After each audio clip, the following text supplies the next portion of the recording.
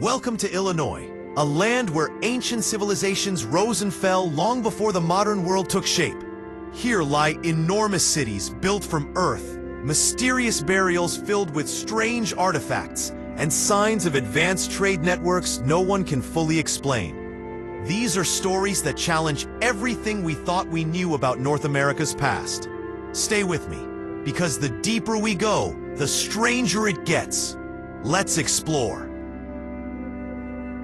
Cahokia Mounds, hidden in the heart of Illinois, just across the Mississippi River from modern-day St. Louis, lies one of the greatest enigmas in American history, the Cahokia Mounds.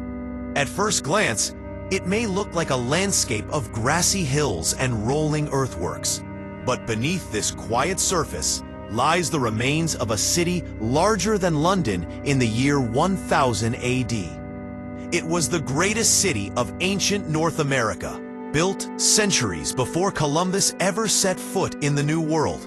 Yet most people have never even heard its name. The question that has puzzled archaeologists, historians, and explorers for centuries is simple.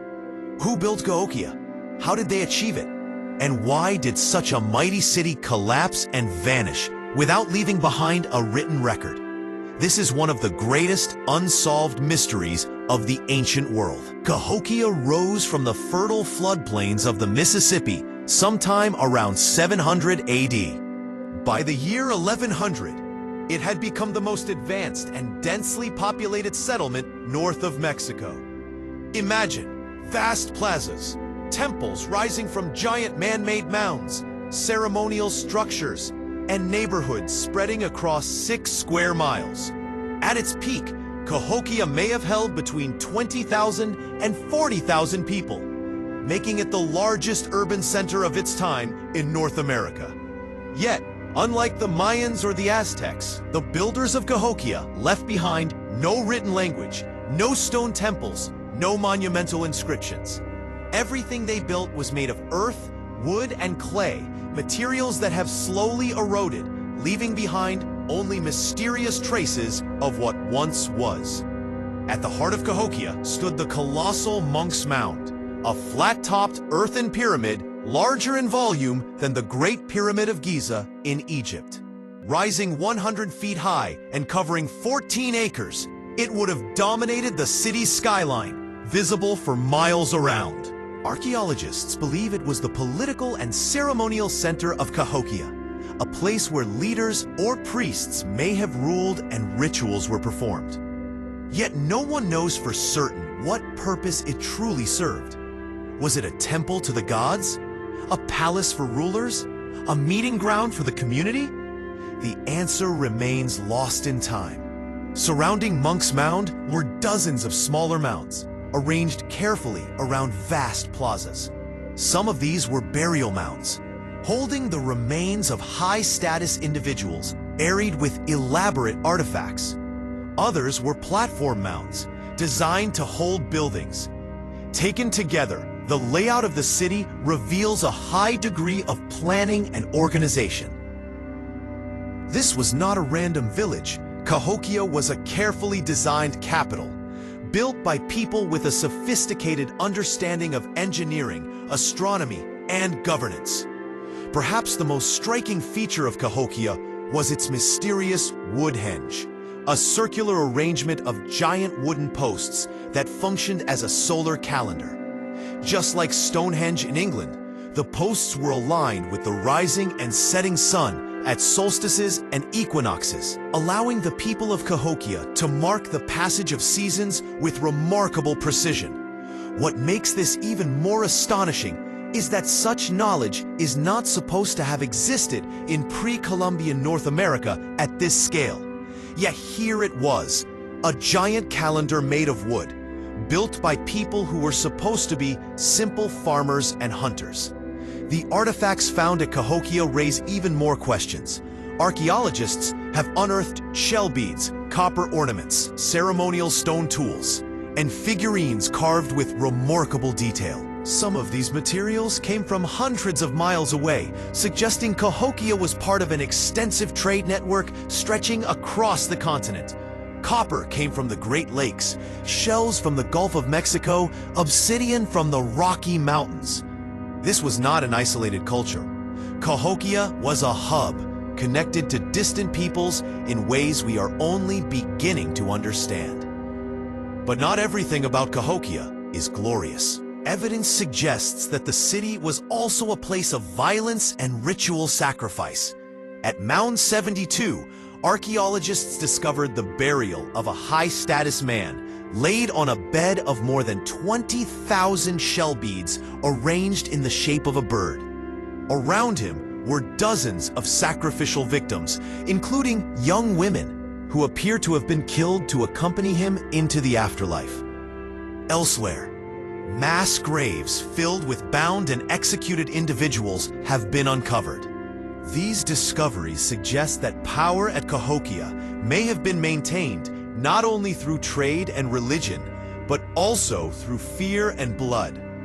What caused Cahokia's sudden collapse remains one of the greatest mysteries of all.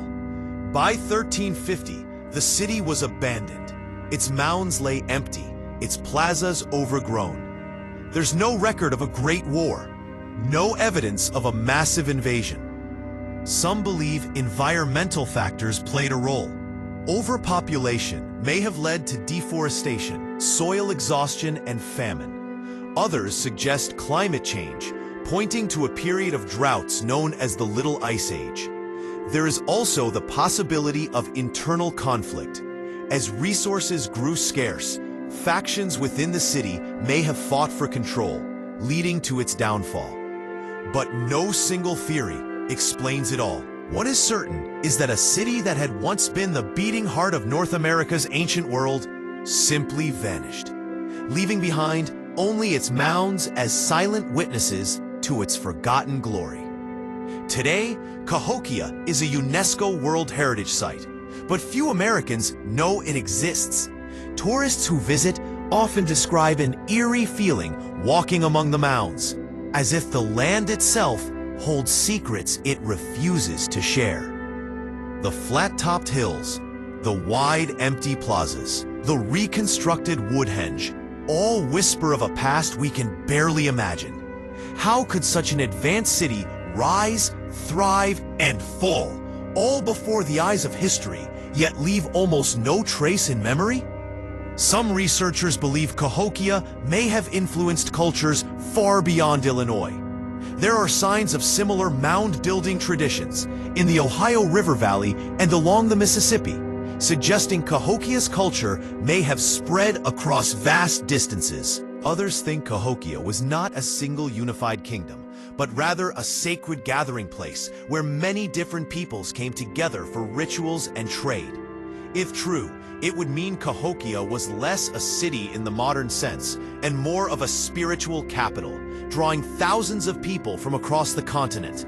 Speculation runs even deeper among fringe theorists.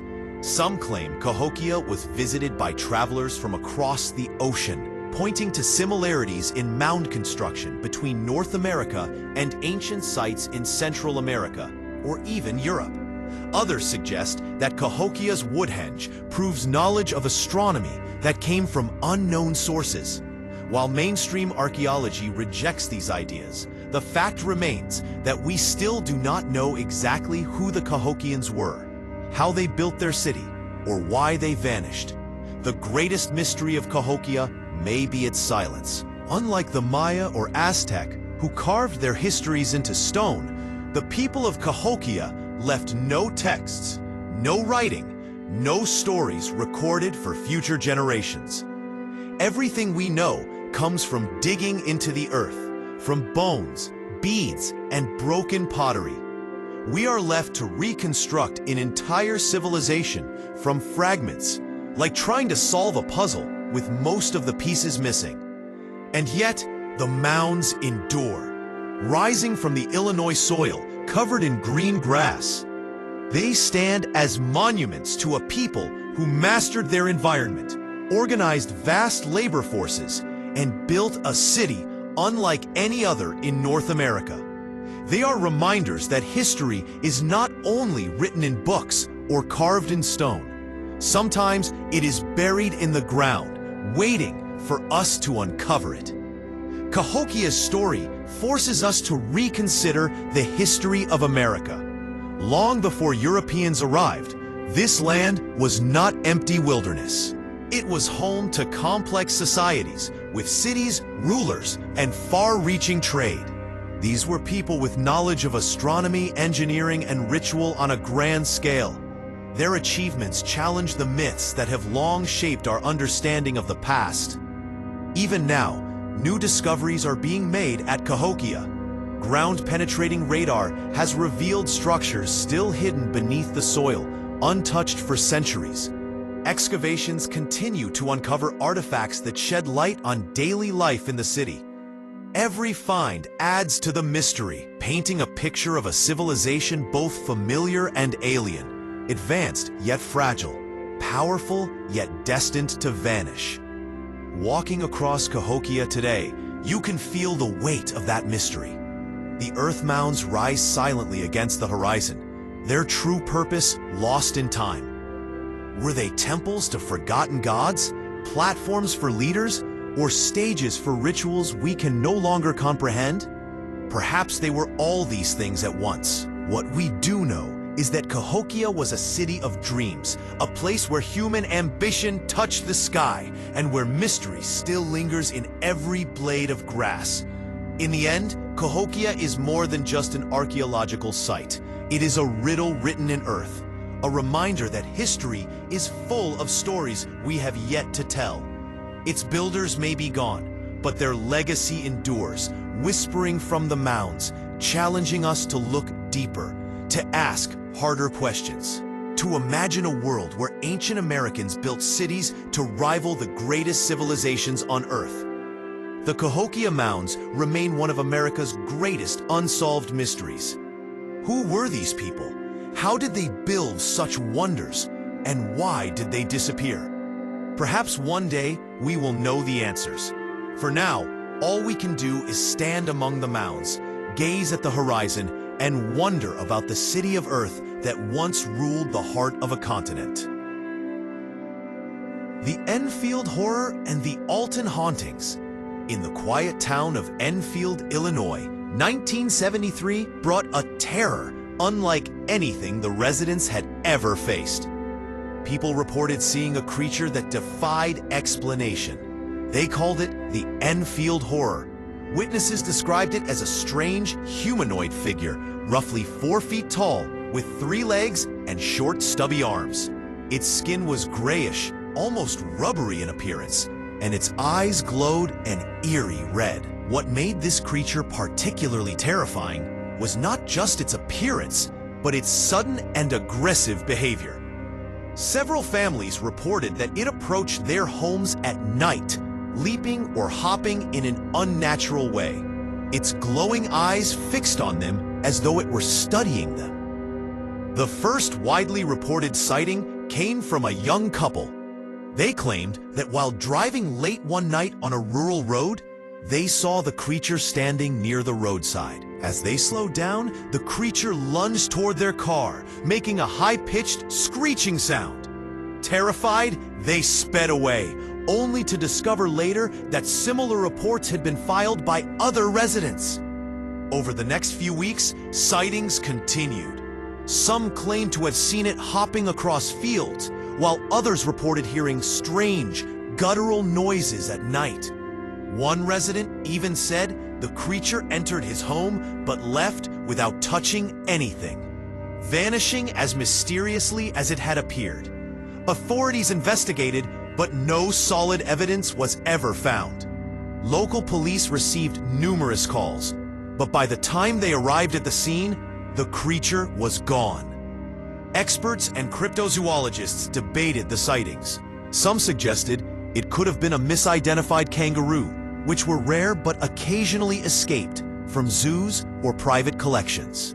Others believe it could have been an unknown species, possibly even extraterrestrial in origin, citing the creature's bizarre anatomy and glowing eyes. Skeptics argued that mass hysteria or elaborate hoaxes could explain the reports, pointing out that rural areas often have heightened fears of the unknown. Yet, what made the Enfield Horror so compelling was the consistency of descriptions. Across different families and neighborhoods, the details matched in striking ways. The glowing red eyes, the 3 legs, and the strange hopping movement were repeatedly mentioned. People who had never met reported seeing nearly identical features, making it difficult to dismiss as simple rumor. Even today, decades later, the Enfield Horror remains an unsolved mystery. No one knows for certain what it was, where it came from, or where it went. Some locals claim the creature still lurks in the surrounding forests, only emerging under the cover of darkness. Others have turned the story into local folklore, telling it as a cautionary tale for children or using it to draw curious tourists. Regardless of the explanation, the Enfield Horror left an indelible mark on the town, a reminder that sometimes the world is stranger than we can imagine. The Alton Hauntings, the mystery of McPike Mansion. On a quiet hill in Alton, Illinois, stands a decaying giant of the past, McPike Mansion. Its brick walls, once proud and radiant, are now weathered and scarred, covered in creeping ivy and time-worn cracks. The structure overlooks the town like a silent sentinel, a reminder of another era. But it's not the beauty of its Victorian design that draws people here. It's the whispers, the sightings, the things that move in the dark when no one should be there. For decades, locals have spoken of strange lights flickering in the windows, ghostly figures gliding down the hallways, and the sound of laughter echoing from empty rooms. McPike Mansion is not just another old house. It's said to be one of the most haunted places in America. The story begins in the mid-1800s, when a man named Henry Guest McPike purchased the land. Henry was a prominent figure in Alton, known for his work in real estate and horticulture. He had a vision to build a home that reflected his success and his deep appreciation for beauty. The mansion he constructed was magnificent for its time, 3 stories tall, filled with elaborate woodwork, stained glass windows, and grand staircases. The property even had a greenhouse where McPike grew rare plants and award-winning grapes for his wine. But behind its elegance, a darker story began to take shape. Tragedy seemed to follow the McPike family. Deaths, illness, and financial hardship plagued them. By the early 1900s, the mansion's glory began to fade. Over the years, it changed hands several times, falling deeper into decay. And as the structure deteriorated, something else seemed to awaken within it. Locals began to speak of strange occurrences, footsteps echoing in empty halls, shadows crossing behind boarded-up windows, and lights flashing when the house had no electricity. Teenagers dared each other to enter, only to run out screaming about cold hands touching them or voices whispering their names. When paranormal investigators finally entered McPike Mansion, what they experienced confirmed the town's fears. Cameras malfunctioned, batteries drained instantly. Thermal imaging caught outlines of figures that weren't visible to the naked eye. And throughout it all, the same name was whispered again and again: Sarah Wells. Sarah was said to have been a domestic servant in the McPike household, devoted to the family and the home she cared for. She died tragically within its walls, though the exact cause remains uncertain. Many believe her spirit never left. Investigators often report the scent of lilac perfume, Sarah's favorite fragrance, filling the air before cold spots appear. Some have even seen her figure standing near the grand staircase, her form translucent and still, as though she's guarding something or waiting for someone who never came back. The current owners, Sharon and George Ludke, purchased the mansion in the 1990s with dreams of restoring it. But from the very first night, they knew they weren't alone. Sharon recalls hearing footsteps pacing above her head when no one else was inside. Doors creaked open on their own. She often felt a presence near her, gentle yet unmistakably real. She began to keep a journal of her experiences. Over time, that journal filled with entries describing objects moving, voices calling her name, and sudden drops in temperature that made her breath visible in midsummer heat. One night, during restoration work, George heard a heavy knock coming from inside the wine cellar. He assumed it was a worker and called out, but no one answered. When he opened the door, a rush of icy air hit him. The room was empty. He later said that it felt as if someone had just left, as if he had walked in on a conversation that had suddenly stopped. The wine cellar became infamous among paranormal investigators. Many who ventured down there reported feeling intense pressure in their chest, dizziness, or the overwhelming sense that someone was standing directly behind them. Photographs taken in that cellar revealed misty figures, some shaped like human silhouettes. During one investigation, a group captured what sounded like a woman's voice humming softly. Another recording caught a single chilling whisper that said, "Get out." Yet despite these frightening encounters, not every presence in McPike Mansion feels malevolent. Some visitors describe the energy as protective, almost peaceful, especially in the old children's bedrooms. Sharon herself believes that Henry McPike still lingers there, watching over his beloved home. On several occasions, she claimed to see a tall man in period clothing appear briefly in the corner of her vision, only to vanish when she turned. The scent of pipe smoke often accompanies these sightings, though no one in the house smokes. The third floor is considered one of the most active areas. During the mansion's prime, it was used for servants' quarters and guest rooms. Today, it is a labyrinth of broken beams and dusty corridors. But visitors report hearing soft footsteps, distant music, and faint sound of children giggling. Paranormal experts believe that residual energy from happier times still echoes there, replaying moments from the past like a broken record that never stops. One particularly eerie event occurred during a public ghost tour. A visitor was taking photographs when she noticed a flickering light through the corner of her camera lens. She thought it was a flashlight, but when she looked up, she saw nothing. Later, when reviewing her photos, she found an image that sent chills down her spine. A clear outline of a woman standing by the window, her face blurred, her eyes glowing faintly.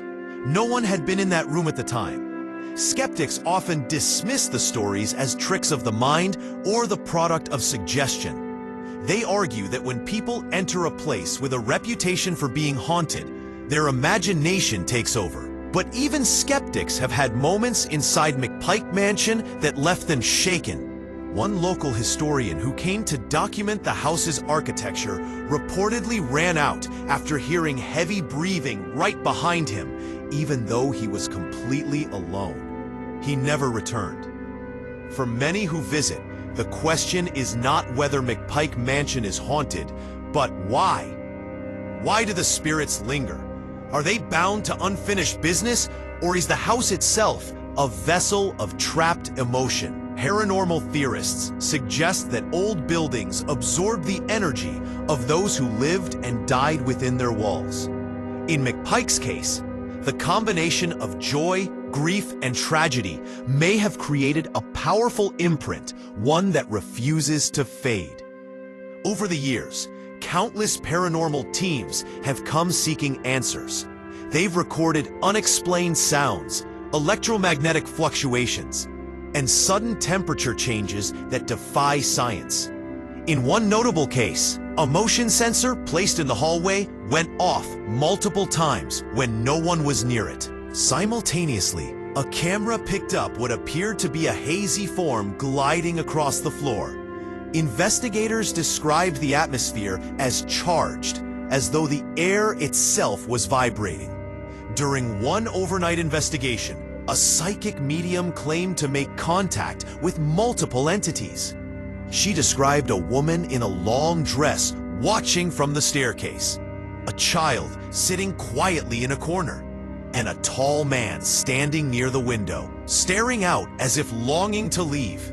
When she spoke the names Henry and Sarah aloud, the temperature in the room reportedly dropped by 10 degrees in seconds. Outside the mansion, the land itself carries a strange energy. Visitors walking around the property often feel sudden chills or hear faint whispers carried on the wind. Some report seeing orbs of light floating through the air at night, glowing spheres that drift silently before fading away. Scientists have tried to attribute these lights to reflections or natural gases, but no explanation fully accounts for their timing or behavior. Despite its reputation, McPike Mansion has become a place of fascination rather than fear.